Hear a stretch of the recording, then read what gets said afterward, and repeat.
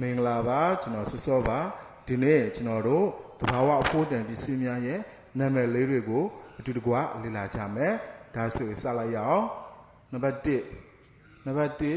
ရွှေဆိုရင်ထူးလို့ခေါ်ပါတယ်နံပါတ်2ငွေဆိုရင်စေးလို့ခေါ်ပါတယ်နံပါတ်3ကြောက်စင်းဆိုရင်လဲလာလို့ခေါ်ပါတယ်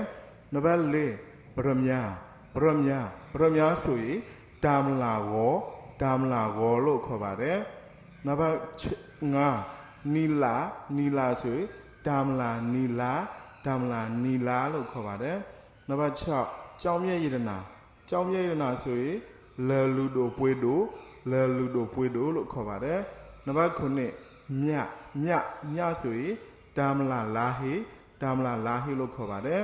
ကဲဒါဆိုရင်တစ်ခေါက်ပြန်ဖတ်ပါမယ်ရွှေဆိုရင်ထူးငွေဆိုရင်စေး